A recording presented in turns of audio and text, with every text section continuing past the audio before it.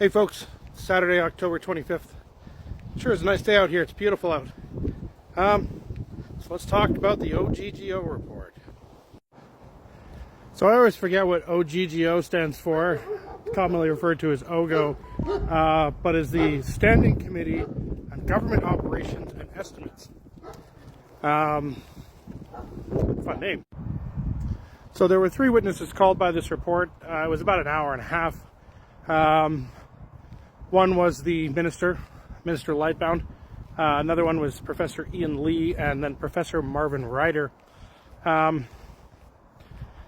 Minister Lightbound basically just repeated corporate propaganda.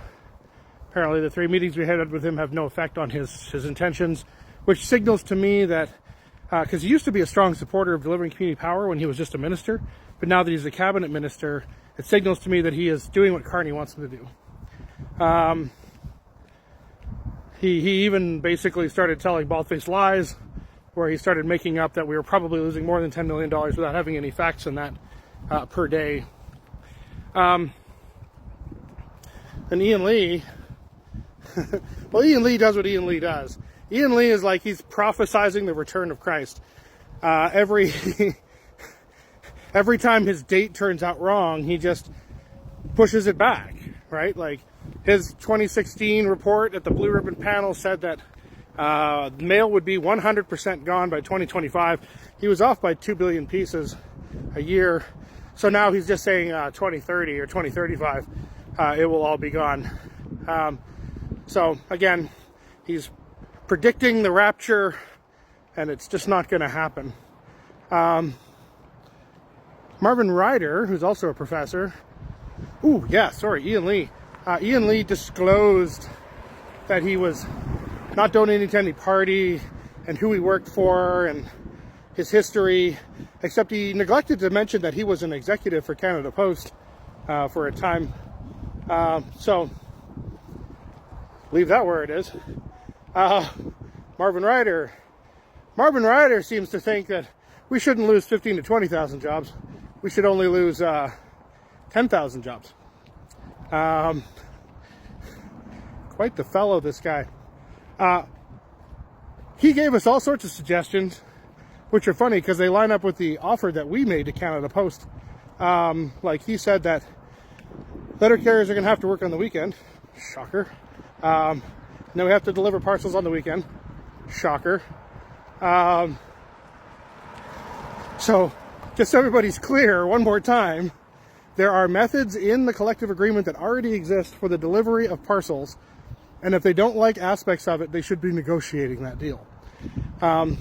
Also, we offered to them to have weekend delivery in our regular rotations. So, as a letter carrier, the offer we gave was as a letter carrier, you would bid on your route and you would own your route. And then every 3 months, you would bid on weekends, whether you wanted to do weekend work or not. And then relief would cover your absences. So, I don't know what he's going on about. And we've already proven numerically that hiring part-time employees is actually going to cost the employer more money than hiring full-time employees. So anyway, their experts all seem to not know what the hell they're talking about. And again, why weren't there any friendly experts? Why weren't there any friendly witnesses? Well, again, it comes down to the fact that the only people who get to invite witnesses to this meeting are people with official party status. So that means that only conservatives and liberals can vote people to the office. So I'm not going to stump for any particular party, but I will stump for is what we need is that we need minorities, but we need strong minorities. We need significant amounts of parties that have more than 12 members instead of 2 parties all the time. Because right now, Carney's a conservative in a red tie. So basically, it's all the same party, except that Poilievre has to go further to the right and go into nut job territory to make a difference from what Carney is doing. I guess that's a good thing, because we just don't need any more strength in that party at all. So, what are we going to do about it? Well, on Tuesday of this week, CUPW, you guys get to make a presentation and come to answer questions as well.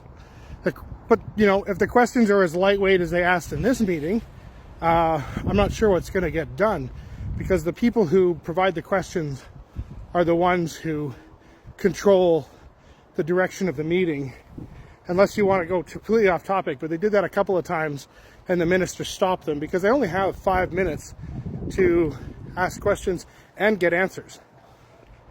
So we'll have to see how that goes. I know that the mandate review I think it's underway. I don't know. It used to be a public mandate review, and now it's just a mandate review. So it definitely feels like they're trying to line up all of their ducks to destroy Canada Post one way or the other. And the only way that's going to be won is out here with the people. And we're working on a couple of things here at the local. We're focusing mostly on affiliate offices because of the ban for closing post offices. Because if, they wanted to just close all the ones that had become urban, they could have just gotten rid of the mandate on those, or the moratorium on those. But instead, they got rid of the moratorium on all of the post offices, which just says they're going to do what they did in 1987, which is just free for all, get rid of the post offices. They might for the first year or two to make people happy, but they're coming for all of them. All right? Well, we'll keep your chin up. We're still fighting. We'll see what happens on Tuesday.